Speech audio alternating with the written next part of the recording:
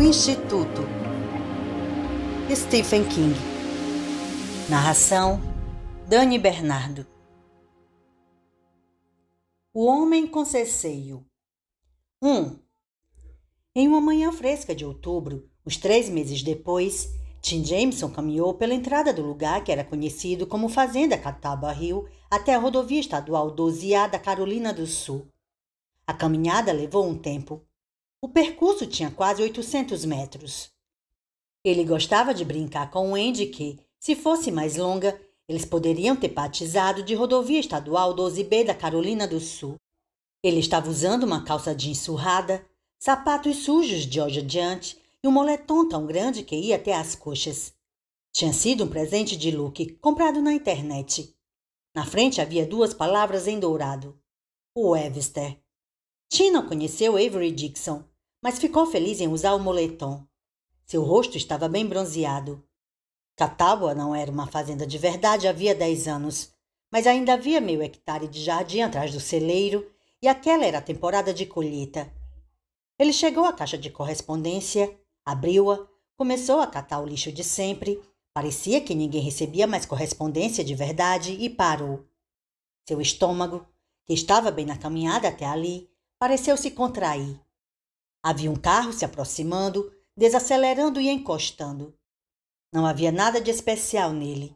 Era apenas um Chevy Malibu manchado de terra vermelha e da quantidade habitual de insetos esmagados na frente.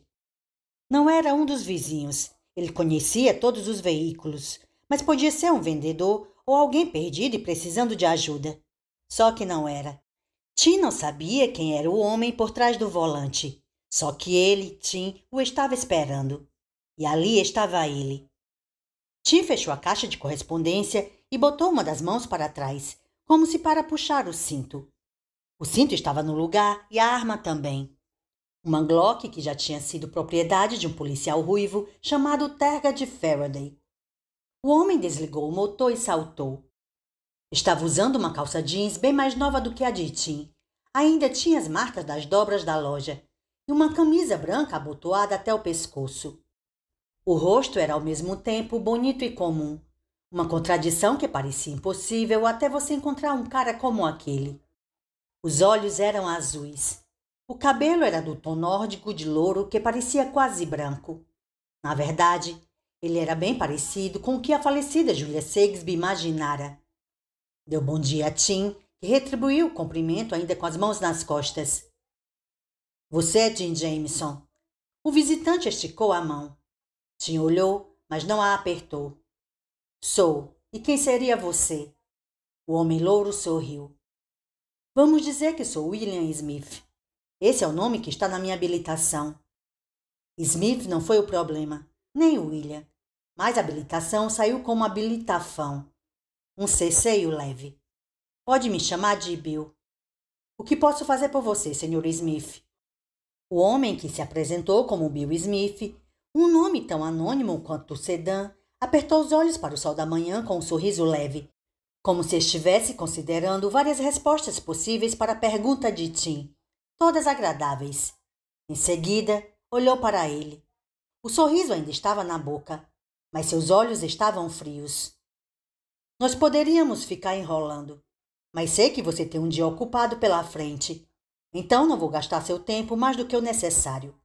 Vou começar garantindo que não vim causar problemas, então, se for uma arma que você tem aí atrás, em vez de apenas uma coceira, pode deixá-la onde está. Acho que podemos concordar que já houve tiros suficientes nessa parte do mundo por um ano. Tim pensou em perguntar como o Sr. Smith o tinha encontrado, mas por que se dá esse trabalho? Não deve ter sido difícil. A fazenda Catawba pertencia a Harry e Rita Gullickson, que agora moravam na Flórida. A filha deles estava cuidando da antiga residência do casal havia 3 anos. Quem melhor do que uma policial? Bom, ela tinha sido policial e seu salário ainda era pago pelo condado, ao menos por enquanto, mas era difícil saber a alçada dela atualmente. Ronnie Gibson, ausente na noite em que o grupo da Sra. Shakespeare invadiu a cidade, era agora a xerife em exercício do condado de Furley, mas não dava para saber quanto tempo aquilo duraria. A ideia de levar a delegacia para a cidade próxima de Dunning havia sido discutida. e Wendy não tinha sido feita para o policiamento de rua. Onde está a policial Wendy? Perguntou Smith. Na casa, talvez? Onde está Stackhouse? Retrucou Tim. Você deve ter arrancado esse policial Wendy dele, porque a tal Sagsby está morta. Smith deu de ombros, enfiou as mãos nos bolsos de trás da calça jeans, se balançou nos calcanhares e olhou ao redor. Rapaz, é gostoso aqui, não é? Gostoso soou como gostofo, mas o ceceio era mesmo bem leve, quase inexistente. Tim decidiu não insistir na questão de Stackhouse. Estava óbvio que ele não chegaria a lugar nenhum. E, além do mais, Stackhouse era passado. Podia estar no Brasil. Podia estar na Argentina ou na Austrália. Podia estar morto. Não fazia diferença para Tim. E o homem com ceceio estava certo. Não fazia sentido enrolar. A policial Gullickson está na Colômbia, em uma audiência fechada sobre o tiroteio que aconteceu no verão. Suponho que ela tem uma história na qual o pessoal do comitê vai acreditar. Tim não tinha interesse em continuar essa suposição. Ela também vai a algumas reuniões para discutirem o futuro do policiamento aqui no condado de Furley, já que os capangas que você enviou praticamente acabaram com o que havia. Smith abriu as mãos. Eu e as pessoas que trabalham comigo não tivemos nada a ver com aquilo. A senhora Sagsby fez tudo completamente sozinha. Pode ser verdade, mas também pode não ser. Tim poderia ter dito. Ela fez aquilo porque estava com medo de você e das pessoas que trabalham com você. Eu soube que George Iles e Ellen Sims foram embora, disse o Sr. Smith.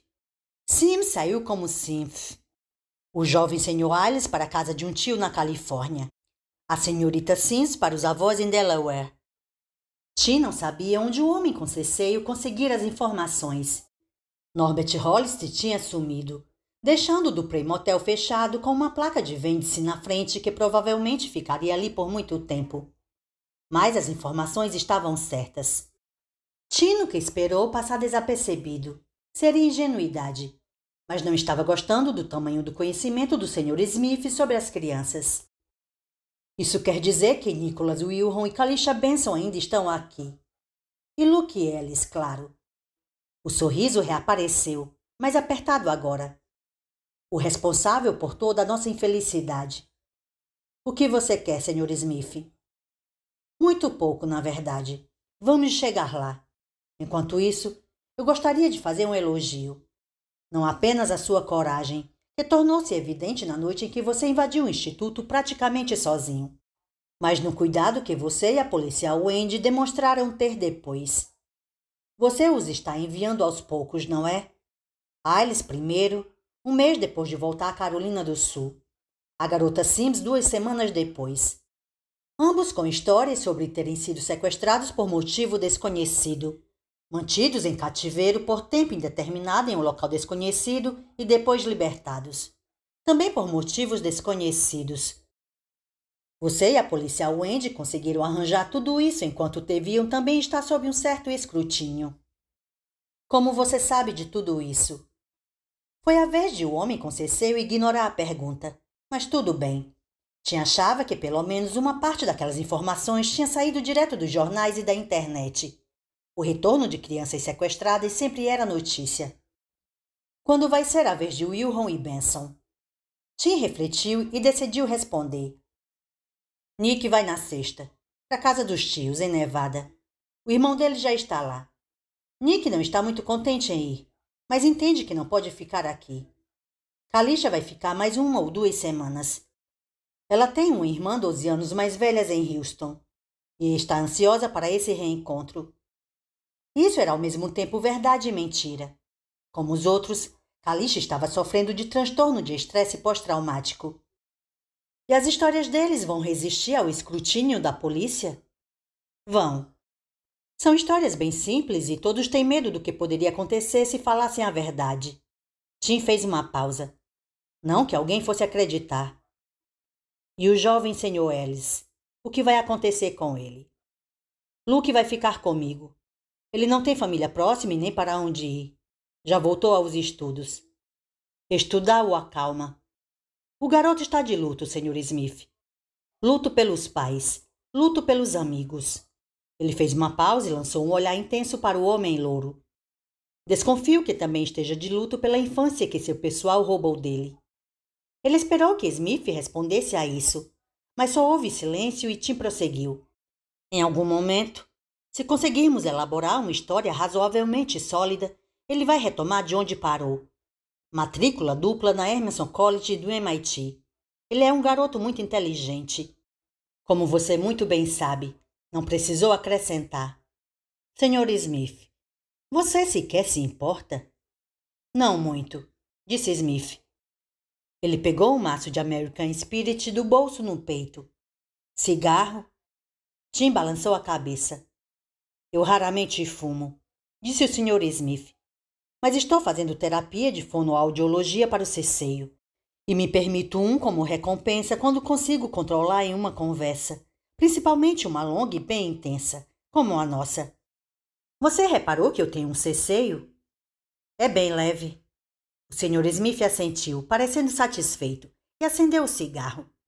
O cheiro no ar frio da manhã foi doce e intenso. Um cheiro que parecia feito para o país do tabaco, o que aquele ainda era, embora não na fazenda Catawba desde os anos 1980. Espero que você esteja seguro de que eles vão ficar de bico calado, como se diz por aí. Se algum deles falar, terá consequências para os 5. Apesar do pendrive que vocês supostamente têm. Nem todo o meu pessoal acredita que ele existe. Tim sorriu sem mostrar os dentes. Não seria muito sábio da parte do seu pessoal testar essa teoria. Vamos dizer que entendo o que você quer dizer. Ainda assim, seria péssima ideia essas crianças falarem sobre as aventuras delas nas florestas do Maine. Se você estivesse comunicando com o Sr. Ailes e a Sra. Sims, talvez seja bom passar o recado. Ou talvez o Wilhelm, Benson e Ellis possam fazer contato com eles por outros meios. Você está falando de telepatia? Eu não contaria com isso. Está se revertendo ao que era antes do seu pessoal sequestrá-los. A mesma coisa com a telecinésia. Ele estava contando para Smith o que as crianças tinham contado para ele. Mas Tim não tinha certeza absoluta se acreditava. Ele só sabia que o zumbido horrível não tinha voltado. Como você encobriu tudo, Smith? Estou curioso. Está e vai continuar. Mas vou contar que não foi só a instalação no Maine que precisou da nossa atenção. Havia outros 20 institutos em outras partes do mundo e nenhum continua operando. 2 deles, em países onde a obediência está inculcada nas crianças quase desde o nascimento, prosseguiram por umas 6 semanas, mas depois houve suicídios em massa nos 2. A palavra saiu como fuifídios. Suicídios em massa ou assassinatos em massa? Perguntou-se Tim, mas esse não era um tópico que pretendia abordar. Quanto mais cedo se livrasse daquele homem, melhor. O garoto Ellis, com a sua ajuda, com bastante da sua ajuda, nos destruiu. Sem dúvida isso soa melodramático, mas é a verdade. Você acha que eu dou a mínima? Perguntou Tim. Vocês estavam matando crianças. Se existe inferno, é para lá que vão. Enquanto você, Sr. Jameson, sem dúvida acredita que vai para o céu, supondo que este lugar exista. E quem sabe, talvez esteja certo. Que tipo de Deus poderia recusar um homem que sai em resgate de jovens indefesos? Se posso plagiar Cristo na cruz, você será perdoado porque não sabe o que fez. Ele jogou o cigarro de lado. Mas vou contar para você. Foi para isso que eu vim, com o consentimento dos meus colegas. Graças a você e a Ellis, o mundo agora está em alerta de suicídio. Dessa vez, a palavra saiu certa. Tim não disse nada, só esperou. O primeiro instituto, embora não com esse nome, ficava na Alemanha nazista. Porque isso não me surpreende, ironizou Tim. E para que tanto julgamento? Os nazistas estavam trabalhando com fissão nuclear antes dos Estados Unidos. Criaram antibióticos que ainda são usados atualmente. Mais ou menos inventaram os foguetes modernos. E certos cientistas alemães estavam fazendo experimentos com percepção extrasensorial, com o apoio entusiasmado de Hitler. Eles descobriram quase sem querer que grupo de crianças excepcionais podiam fazer com que algumas pessoas problemáticas Obstáculos ao progresso, podemos colocar assim, deixassem de ser problemáticas. Essas crianças estavam esgotadas em 1944, porque não havia método certo ou científico para encontrar substitutas depois que elas se tornavam, no jargão do Instituto, vegetais. O teste mais útil para detectar a habilidade paranormal latente veio depois. Você sabe que teste é esse? BDNF, fator neurotrófico derivado do cérebro. Luke disse que era isso que identificava. Ele é um garoto inteligente mesmo. Muito inteligente. Todos os envolvidos agora desejam que tivessem deixado ele em paz. O BDNF dele não era tão alto assim. Imagino que Luke também gostaria que vocês tivessem deixado ele em paz. E os pais dele também. Agora, por que você não fala logo o que quer? Tudo bem. Houve conferências antes e depois que a Segunda Guerra Mundial terminou. Se você se lembra da história do século XX, vai se lembrar de algumas delas. Sei sobre Yalta, disse Tim. Roosevelt, Churchill e Stalin se reuniram, basicamente para dividir o mundo. Sim, essa é a famosa. Mas a reunião mais importante aconteceu no Rio de Janeiro, e não houve envolvimento do governo. A não ser que você queira chamar o grupo que se reuniu, além dos sucessores deles ao longo dos anos, de uma espécie de governo sombra. Nós, sabíamos sobre as crianças alemãs e decidimos procurar por mais. Em 1950 já tínhamos entendido a utilidade do BDNF. Os institutos foram montados um a um, em locais isolados. As técnicas foram refinadas. Estão funcionando há mais de 70 anos e, pela nossa contagem, salvaram o mundo do holocausto nuclear mais de 500 vezes. Isso é ridículo, disse Tim com rispidez. É uma piada. Não é. Vou dar um exemplo. Na época em que as crianças fizeram a revolta no Instituto do Maine, uma revolta que se espalhou como um vírus para todos os outros institutos, eles tinham começado a trabalhar para provocar o suicídio de um evangelista chamado Paul Weston. Graças a Luke Ellis, o homem ainda está vivo. Daqui a 10 anos, ele vai virar sócio de um cavalheiro cristão que vai se tornar secretário de Defesa dos Estados Unidos. Weston vai convencer o secretário de que a guerra é iminente. O secretário vai convencer o presidente. E isso vai acabar resultando em um ataque nuclear preventivo. Um único míssil apontado para um local terrorista. Mas pode fazer os dominós começarem a cair. Essa parte está fora do alcance da previsão. Você não tem como saber uma coisa dessas. Como você acha que nós escolhemos os alvos, Sr. Jameson? Sorteando os nomes num chapéu? Tim franziu a testa. Isso não tinha passado por sua cabeça. Telepatia, eu acho, disse ele por fim. O Sr. Smith parecia um professor paciente com um aluno lento. TC move objetos e TP lê pensamentos, mas nenhum dos dois consegue prever o futuro. Ele pegou os cigarros de novo. Tem certeza de que não quer um? Tim balançou a cabeça. Smith acendeu o cigarro. Crianças como Luke Ellis e Kalisha Benson são raras, mas há outras pessoas ainda mais raras, mais preciosas do que o metal mais precioso. E sabe o que é o melhor delas? Os talentos não somem com a idade e nem destroem a mente de quem os tem. Tim percebeu um movimento com o canto do olho e se virou. Luke tinha vindo pelo caminho. Mais acima, Annie Ledoux estava parada com uma espingarda aberta no braço. Ao lado dela estava Kalisha e Nick. Smith ainda não tinha visto nenhum deles. Ele estava olhando ao longe para a pequena cidade de Dupree e para os trilhos metálicos da ferrovia que passava por lá. Annie agora passava boa parte do tempo em Catawba Hill. Ela estava fascinada com as crianças, que pareciam gostar dela também. Tim apontou para ela e bateu no ar com a mão. Fique onde está. Ela sentiu e ficou onde estava, observando. Smith ainda estava admirando a vista, que era bem bonita. Vamos dizer que haja um outro instituto, um bem pequeno, bem especial, onde tudo é de primeira classe e bem moderno. Lá não há computadores ultrapassados nem infraestrutura caindo aos pedaços. Está localizada em um ambiente completamente seguro. Outros institutos existem no que consideramos como território hostil, mas não aquele. Não há tasers, não há injeções, não há punição. Não há necessidade de sujeitar os residentes desse instituto, em especial à experiência de quase morte, como um tanque de imersão para ajudá-las a expandir as habilidades. Vamos dizer que seja na Suíça. Pode não ser, mas imaginemos que sim. Fique em território neutro, porque muitas nações têm interesse em garantir sua manutenção para que continue operando tranquilamente. Muitas mesmo. Há 6 hóspedes muito especiais nesse local no momento. Não são mais crianças. Diferentemente dos TPs e TCs nos vários institutos, seus talentos não diminuem nem desaparecem no fim da adolescência e começo da idade adulta. 2 dessas pessoas são, na verdade, bem velhas. Os níveis de BDNF delas não se correlacionam com os talentos especiais.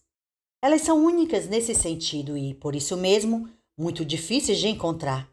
Ficávamos procurando substitutos constantemente. Mas agora essa busca foi suspensa. Por que não parece fazer mais sentido? O que são essas pessoas? Precox, disse Luke. Smith se virou sobressaltado. Ah, olá, Luke. Ele sorriu, mas ao mesmo tempo deu um passo para trás. Estaria com medo? Tim achava que sim. Precox, é exatamente isso.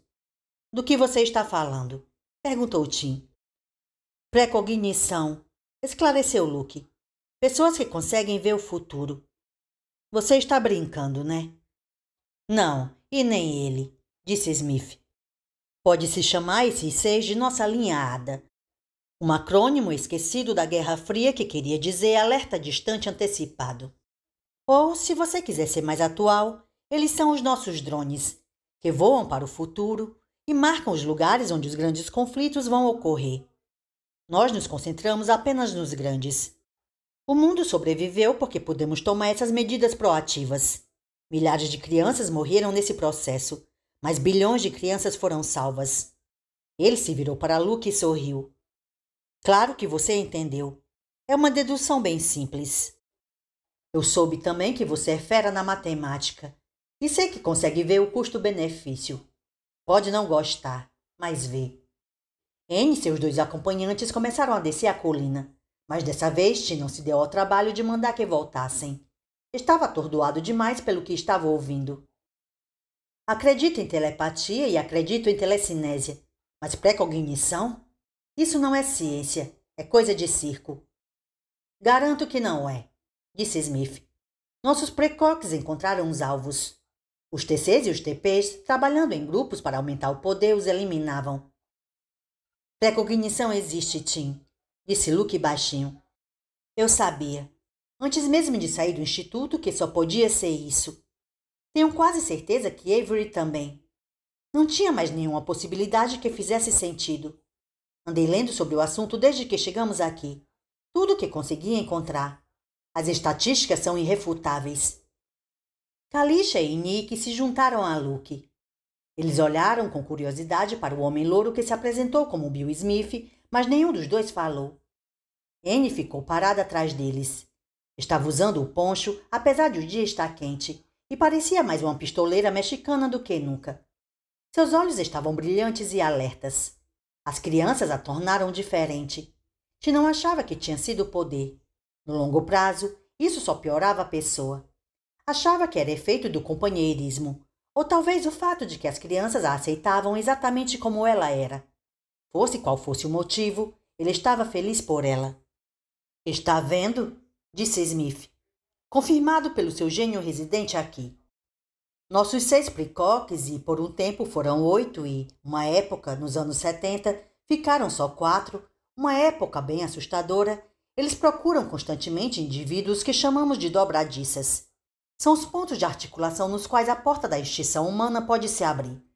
Dobradiças não são agentes de destruição, mas vetores de destruição. O Westin era uma. Quando os descobrimos, nós o investigamos, verificamos o passado, vigiamos, filmamos. Eles acabam sendo entregues para as crianças dos vários institutos, que os eliminam de alguma forma. Tim estava balançando a cabeça. Não acredito. Como Luke falou, as estatísticas não provam nada. Ninguém é capaz de ver o futuro. Se você e seus colegas acreditam de verdade nisso, vocês não são uma organização, são um culto. Eu tive uma tia que viu o futuro, disse Anne de repente. Ela fez os filhos ficarem em casa uma noite quando eles queriam ir a um bar, e houve uma explosão de propano. 20 pessoas pegaram fogo como ratos presos numa chaminé, mas os filhos dela ficaram em casa em segurança. Ela fez uma pausa e acrescentou um comentário. Ela também sabia que Truman seria eleito presidente e ninguém acreditou nessa porra. Ela sabia sobre o Trump? Perguntou Kalisha. Ah, ela já tinha morrido quando esse merda da cidade grande apareceu, disse Anne, e quando Kalisha abriu a mão, Anne bateu com vigor. Smith ignorou a interrupção. O mundo ainda está aqui, Tim. Isso não é estatística, é fato. 70 anos depois de Hiroshima e Nagasaki terem sido obliteradas por bombas atômicas, o mundo ainda está aqui. Apesar de muitas nações terem armas atômicas. Apesar de as emoções humanas primitivas ainda dominarem o pensamento racional e de a superstição disfarçada de religião ainda guiar o rumo da política humana. Por que isso? Porque nós o protegemos. E agora essa proteção acabou. Foi isso que Luke Ellis fez e foi nisso que você teve participação. Tim olhou para Luke. Você acredita nisso? Não, disse Luke, e nem ele. Ao menos não completamente. Apesar de Tim não saber, Luke estava pensando na garota que tinha feito a pergunta sobre o problema de matemática da prova do SAT, o que tinha a ver com a tarifa de quarto de hotel do Aaron. Ela tinha errado a resposta, e aquilo era igual, só que em escala bem maior. Uma resposta ruim derivada de uma equação com erro. Sei que você gostaria de acreditar nisso, disse Smith. Anne está certa, disse Luke. Existem pessoas que têm visões pré-cognitivas e a tia dela talvez tenha sido uma. Apesar do que este cara diz e no que pode acreditar, isso não é tão raro assim. Você até pode ter tido uma ou duas, Tim, mas provavelmente chamou de outra coisa. Instinto, talvez. Ou palpite, disse Nick. Nos programas de televisão, os policiais sempre têm palpites. Os programas de televisão não retratam a vida real, disse Tim, mas ele também estava pensando em uma coisa do passado. Em quando decidiu de repente, sem motivo nenhum, descer de um avião e pegar carona para o norte. O que é uma pena, comentou Kalisha. Eu adoro o Riverdale. A palavra visão é usada sem parar nas histórias sobre essas coisas, continuou Luke, porque parece ser isso. Tipo uma coisa que aparece como um relâmpago. Acredito nisso e acredito que possa existir gente capaz de controlar isso. Smith levantou as mãos em um gesto de está vendo? Exatamente o que eu disse. Só que disse saiu como um diff. O ceceio tinha voltado. Tim achou isso interessante. Só que tem algo que ele não está dizendo, observou Luke. Provavelmente porque não gosta de dizer. Nenhum deles gosta. Assim como os nossos generais não gostavam de admitir que não havia jeito de vencer a guerra do Vietnã, mesmo depois que isso ficou óbvio. Não tenho ideia do que você está falando, declarou Smith. Tem, disse Kalisha. Tem, reforçou Nick. É melhor admitir, moço, disse a órfã Anne. Essas crianças estão lendo sua mente. Incomoda, né? Luke se virou para Tim.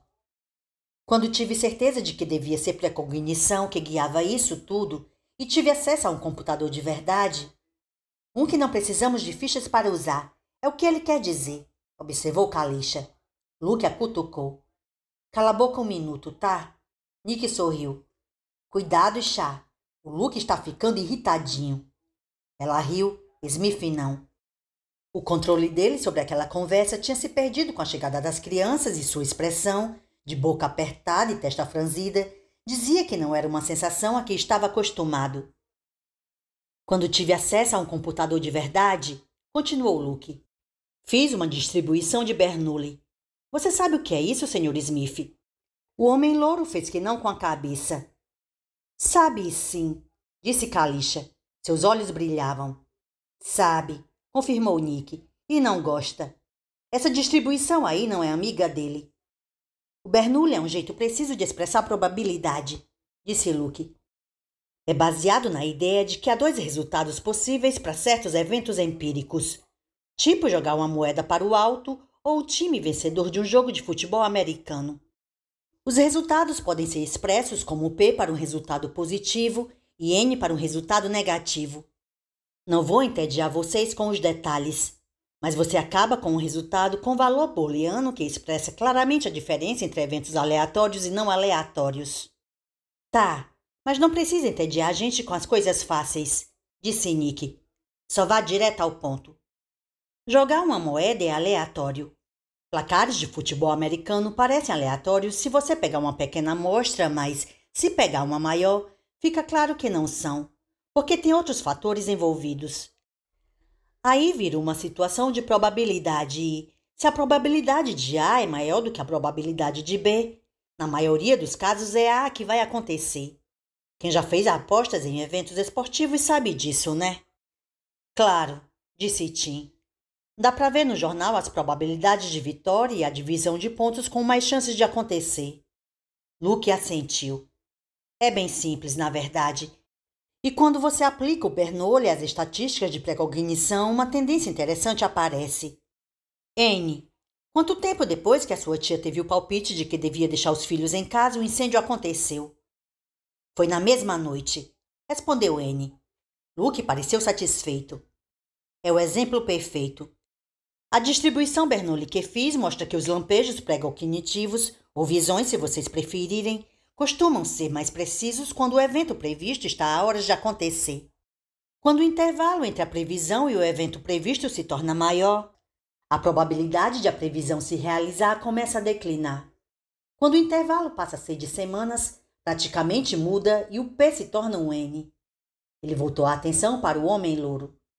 Você sabe disso e as pessoas com quem você trabalha também. Sabem há anos. Décadas, na verdade. Tem que saber. Qualquer fera na matemática com um computador pode fazer uma distribuição de Bernoulli. Podia não estar claro quando vocês começaram com essa coisa no final dos anos 40 ou começo dos 50. Mas lá para os anos 80 vocês já deviam saber. Provavelmente nos 60. Smith balançou a cabeça. Você é muito inteligente, Luke. Mas ainda é só uma criança. E as crianças se permitem ter pensamentos mágicos. Distorcem a verdade até se adequar ao que elas queriam que fosse verdade. Você acha que não fizemos testes para provar as capacidades pré-cognitivas do nosso grupo? O ceceio estava ficando cada vez pior. Nós fazemos testes cada vez que temos um novo pré-coc. Eles têm a tarefa de prever uma série de eventos aleatórios, como os atrasos de certos voos, notícias como a morte de Tom Petty, a votação do Brexit, veículos passando por certos cruzamentos até. Isso é um recorde de sucessos registrados, que vai até 3/4 de século atrás. 3/4 de século. Mas seus testes sempre se concentram em eventos que estão prestes a acontecer em breve, disse Kalisha. Não se dê ao trabalho de negar. Está na sua cabeça como um letreiro em neon. Além disso, é lógico. Qual seria a utilidade de um teste se você pode avaliar o resultado em 5 ou 10 anos? Ela deu a mão para Nick. Luke deu um passo para trás até eles e deu a mão para Kalisha. E agora, Tim ouviu o zumbido de novo. Estava baixo, mas estava lá. O representante Berkovitz estava exatamente onde nossos pré-cops disseram que estaria no dia em que ele morreu, contou Smith. E essa previsão foi feita um ano inteiro antes. Tudo bem, disse Luke. Mas vocês escolheram alvos, o Ash é um exemplo, com base em previsões do que vai acontecer em 10, 20 até 35 anos. Vocês sabem que as previsões não são confiáveis. Vocês sabem que qualquer coisa pode acontecer para mudar as pessoas e os eventos das quais elas participam para uma direção diferente. Uma coisa tão trivial quanto uma ligação perdida. Mas vocês continuam mesmo assim. Vamos dizer que esteja certo, disse Smith. Mas não é melhor sanar logo a situação? Fanar. Fituafão. Pense nas previsões que foram verdadeiras e pense nas possíveis consequências de ficar de braços cruzados. N estava uma volta ou duas para trás. Como você pode ter certeza de que as previsões vão se tornar realidade se vocês matam as pessoas envolvidas nelas? Não entendi. Ele também não entende, explicou Luke. mas não consegue suportar pensar que toda a matança que eles fizeram não foi por um bom motivo. Nenhum deles consegue. Nós tivemos que destruir o vilarejo para salvá-lo, disse Tim. Não foi o que dissera sobre o Vietnã? Se você está sugerindo que nossos precoces estão improvisando, inventando coisas, você pode ter certeza de que não estão, argumentou Luke.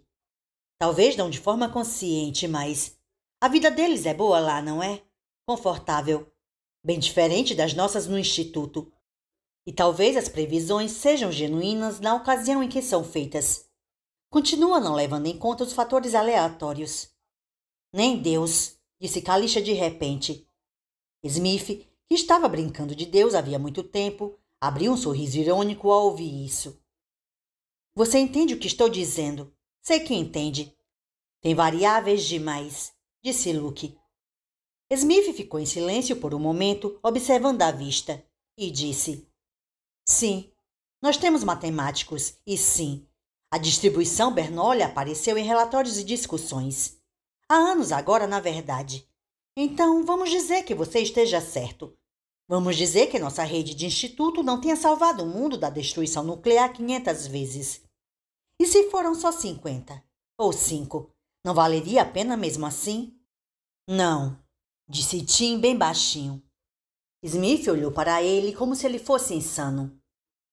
Não? Você acha que não? Pessoas normais não sacrificam crianças no altar da probabilidade. Isso não é ciência, é superstição. E agora acho que está na hora de você ir embora.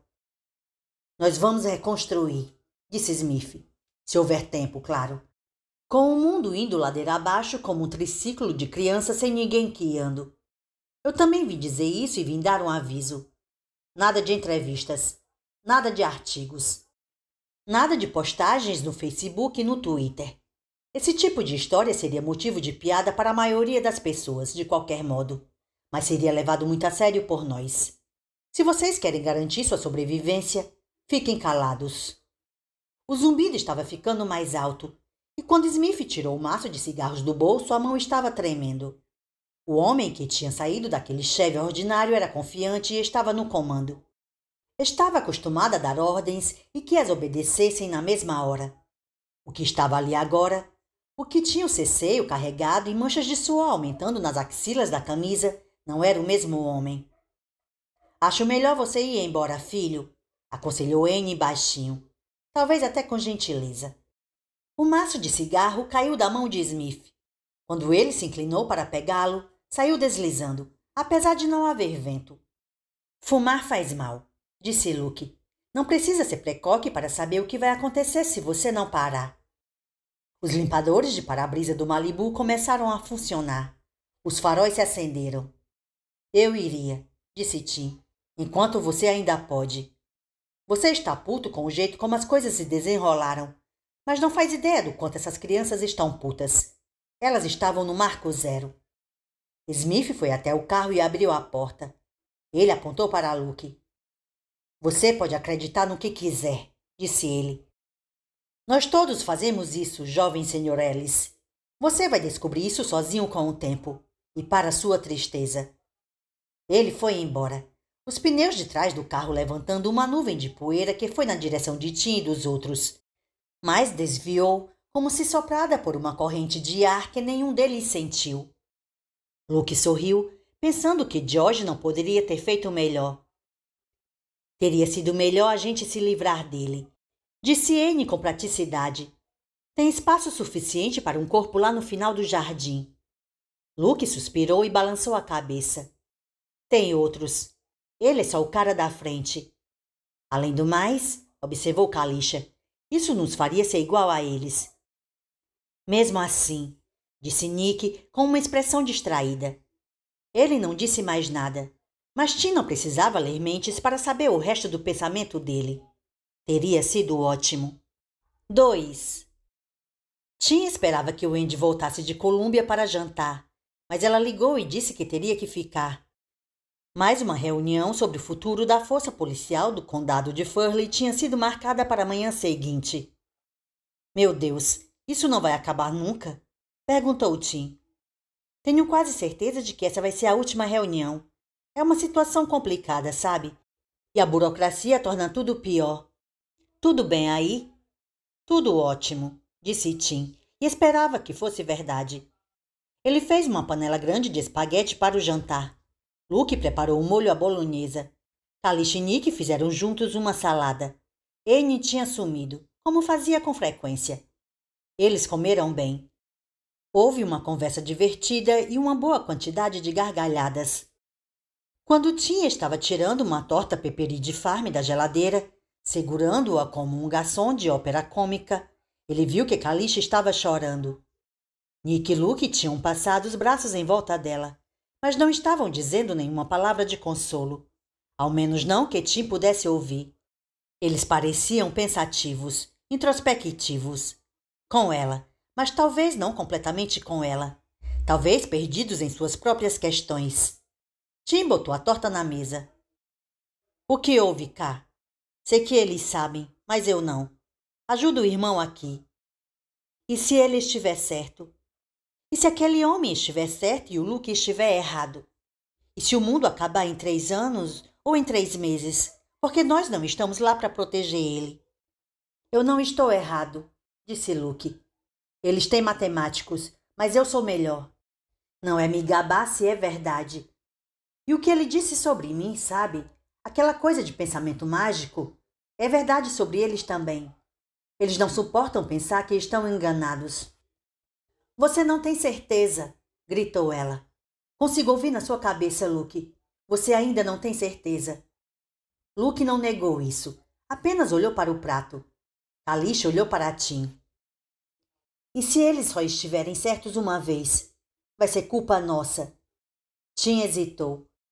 Ele não queria pensar que o que diria em seguida poderia ter uma grande influência em como aquela garota viveria o resto de sua vida. Não havia como ele desejar uma responsabilidade daquelas, mas achava que precisava mesmo assim.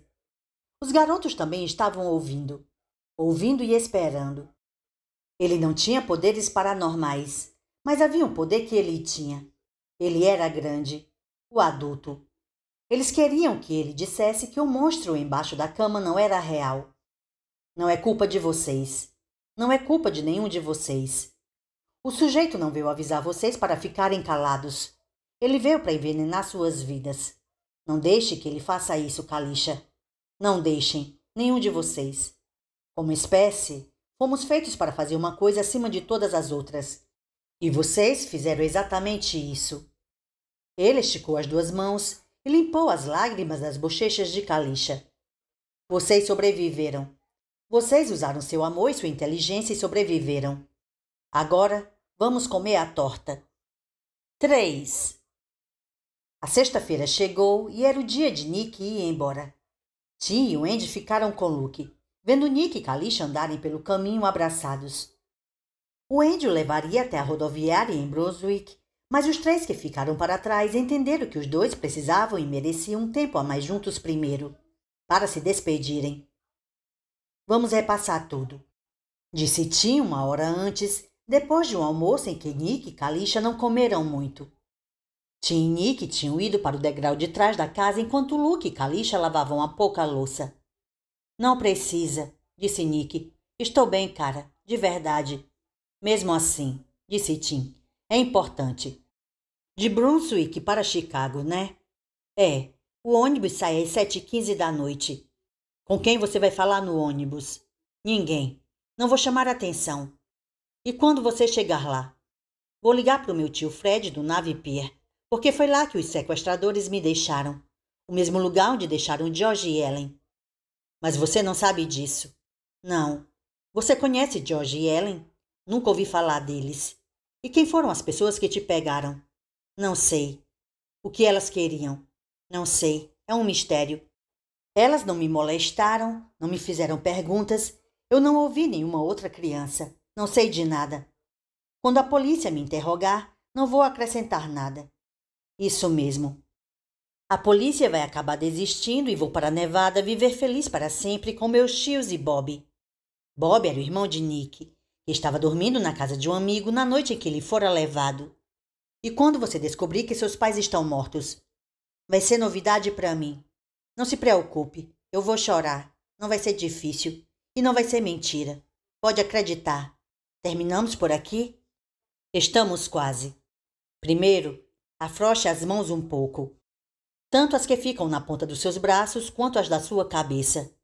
Dê uma chance ao Felizes para sempre. Não é fácil, cara. Os olhos de Nick brilharam com lágrimas. Não é fácil, porra. Eu sei, disse Tim e arriscou um abraço. Nick aceitou passivamente no começo e depois retribuiu o abraço, com força. Tim achou que era um começo e achou que o garoto ficaria bem por mais perguntas que a polícia fizesse para ele, por mais que dissessem que nada fazia sentido. George Iles era com quem Tim se preocupava quando a questão era inventar coisas. O garoto gostava de falar e adorava enfeitar. Mas Tim achava, esperava, que ele finalmente tivesse deixado claro para George. O que você não sabia era o que te mantinha seguro. O que acrescentava podia pregar uma peça. Agora, Nick e Kalisha estavam abraçados perto da caixa de correspondência no pé do caminho de carros, onde o Sr. Smith tinha apontado os dedos com ceceio na fala, tentando plantar um sentimento de culpa em crianças que só quiseram ficar vivas. Ele ama ela mesmo, disse Luke. Sim, pensou Tim, e você também. Mas Luke não era o primeiro garoto a descobrir que estava sobrando em um triângulo amoroso e também não seria o último. E amoroso seria a palavra certa? Luke era brilhante, mas também tinha 12 anos. Seus sentimentos por Kalisha passariam como uma febre, embora fosse inútil dizer isso para ele agora. Mas ele se lembraria. Assim como o Tim se lembrava da garota por quem foi louco aos 12 anos. Ela tinha 16 e estava anos-luz à frente. Assim como Kalisha se lembraria de Nick, o bonitão rebelde. Ela também ama você, disse Wendy baixinho e apertou de leve a nuca bronzeada de Luke. Não do mesmo jeito, disse Luke com mau humor, mas também sorriu. Mas e daí? A vida continua. É melhor você pegar o carro, disse Tim para Wendy. O ônibus não vai esperar. Ela pegou o carro. Luke foi até a caixa de correspondência com ela. Saiu e ficou com Kalisha. Eles acenaram quando o carro se afastou. A mão de Nick saiu pela janela e acenou para eles. E eles foram embora. No bolso frontal direito de Nick, o mais difícil de um ladrãozinho de rodoviária meter a mão, havia $70 em dinheiro e um cartão telefônico. No sapato dele havia uma chave. Luke e Kalisha voltaram andando juntos. Na metade do caminho, Kalisha escondeu o rosto com as mãos e começou a chorar. Tim começou a se aproximar, mas pensou melhor. Era trabalho para Luke. E ele o fez, passando os braços em volta da menina. Como ela era mais alta, apoiou a cabeça na dele e não no ombro. Tim ouviu o zumbido, agora um sussurro. Eles estavam conversando, mas ele não conseguia ouvir o que estavam dizendo. E tudo bem, não era para ele. 4. 2 semanas depois, chegou a hora de Kalisha ir. Não pela rodoviária de Brunswick, mas pela de Greenville. Ela chegaria em Chicago no fim do dia seguinte e ligaria para a irmã em Houston do Navy Pier. Wendy tinha lhe dado de presente uma bolsinha de contas. Nela havia $70 e um cartão telefônico. Havia uma chave, idêntica à do Nick, em um dos tênis. O dinheiro e o cartão telefônico podiam ser roubados. A chave jamais. Ela abraçou Tim com força. Isso não é agradecimento suficiente pelo que você fez, mas é tudo que tenho a oferecer. É suficiente, disse Tim. Espero que o mundo não acabe por causa disso. Vou dizer uma última vez, Chá. Se alguém apertar o grande botão vermelho, não vai ser você. Ela deu um sorriso fraco. Quando estávamos juntos no final, tínhamos um grande botão vermelho para acabar com todos os grandes botões vermelhos. E foi bom apertar. É isso que me assusta. Como foi bom. Mas isso acabou. Acabou. Está ficando para trás e estou feliz. Ninguém devia ter um poder assim, principalmente crianças. Tim pensou que algumas das pessoas que podiam apertar o grande botão vermelho eram crianças, ainda que só na mente e não no corpo, mas não falou nada. Ela estava enfrentando um futuro desconhecido e incerto, e isso já era bem assustador. Kalisha se virou para Luke e enfiou a mão na bolsinha. Tenho uma coisa para você. Estava no meu bolso quando saímos do instituto, mas eu não tinha percebido. Quero que fique com você. O que ela deu a ele era uma caixinha de cigarros amassada. Na frente, havia um cowboy girando um laço. Acima estava a marca: cigarrinho de jujuba. Embaixo dele havia fume como o papai. Só sobraram alguns, disse ela. Devem estar amassados e velhos, mas... Luke começou a chorar. Dessa vez, foi Kalisha que passou os braços em volta dele. Não, meu anjo, disse ela. Não, por favor. Você quer partir meu coração? 5. Quando Kalisha e o Andy foram embora, Tim perguntou a Luke se ele queria jogar xadrez. O garoto balançou a cabeça. Acho que vou lá para trás, me sentar embaixo da árvore grande. Me sinto vazio por dentro. Nunca me senti tão vazio. Tim assentiu. O vazio vai ser preenchido de novo. Acredite. Acho que vai ter que ser. Tim, você acha que algum deles vai ter que usar a chave? Não. A chave abriria um cofre e um banco de Charleston. O que Maureen Alvonson tinha dado a Luke se encontrava lá dentro. Se alguma coisa acontecesse a alguma das crianças que tinham ido embora da fazenda Catawba, ou a Luke, o Andy ou o Tim, um deles iria até Charleston e abriria a caixa. Talvez todos fossem, se os laços formados no instituto permanecessem. Alguém acreditaria no que tem no pendrive? Anne certamente acreditaria, disse Tim sorrindo. Ela acredita em fantasmas, OVNIs, almas que vagam por aí. O que você imaginar. Luke não sorriu para ele. Mas ela é meio... Você sabe, tantã. Se bem que ela está melhor agora que anda tanto com o Sr. Denton. Tim ergueu as sobrancelhas. O baterista? Você está me dizendo que eles estão namorando? Acho que sim. Se também pode se chamar assim quando as pessoas são velhas. Você leu isso na mente dela? Luke sorriu um pouco. Não. Voltei a apenas mover travessas de pizza e virar páginas de livro. Ela me contou. Luke refletiu. E acho que não tem problema eu contar para você. Ela não me fez jurar segredo nem nada. Caramba! Quanto ao pendrive, sabe quando a gente puxa um fio solto e desfaz o suéter inteiro? Acho que o pendrive pode ser assim. Tem crianças ali que as pessoas reconheceriam. Muitas. Daria início a uma investigação. E qualquer esperança que a organização do cara de fala engraçada pudesse ter de recomeçar o programa iria por água abaixo. Acho que eles não conseguem fazer isso, de qualquer modo. Ele pode achar que sim, mas é só mais pensamento mágico. O mundo mudou muito depois dos anos 50. Escuta, eu vou... Ele fez um gesto vago na direção da casa e do jardim. Claro, pode ir. Luke começou a se afastar, não num ritmo normal, mas caminhando lentamente com a cabeça baixa. Tim quase deixou para lá, mas mudou de ideia. Ele alcançou Luke e o segurou pelo ombro. Quando o garoto se virou, Tim o abraçou. Ele tinha abraçado Nick. Bem, ele tinha abraçado todos. Às vezes quando acordavam de pesadelos. Mas aquele significava mais. Aquele abraço era tudo, ao menos para Tim. Ele queria dizer para Luke que ele era corajoso. Talvez o garoto mais corajoso que existe fora de um livro de aventura para crianças. Queria dizer para Luke que ele era forte e bom, e que seus pais teriam orgulho dele. Queria dizer para Luke que o amava. Mas não havia palavras, e talvez não houvesse necessidade delas, nem de telepatia. Às vezes, um abraço era telepatia. 6. Lá fora, entre os fundos da casa e o jardim, havia um belo carvalho vermelho. Luke Ellis, nascido em Minneapolis, Minnesota, amado por Herbie e Eileen Ellis, amigo de Maureen Alvonson e de Kalisha Benson, Nick Wilhelm e George Ellis, se sentou embaixo dele. Apoiou os antebraços nos joelhos puxados e olhou na direção do que a policial Andy chamava de colinas da montanha-russa. Amigos de Avery também, pensou ele. Foi Avery quem realmente tirou todo mundo de lá. Se havia um herói, não era eu, era o Avister.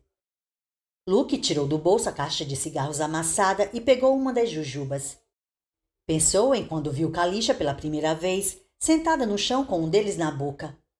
Quer um? Ela perguntou. O açúcar pode ajudar seu estado mental. Sempre ajuda o meu. O que você acha, Avister? Vai ajudar meu estado mental? Luke mastigou a jujuba. Ajudou, mas ele não tinha ideia do motivo. Não havia nada de científico naquilo.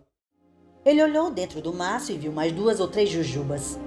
Podia comê-las agora, mas talvez fosse melhor esperar. Melhor guardar um pouco para depois. 23 de setembro de 2018. Fim do livro.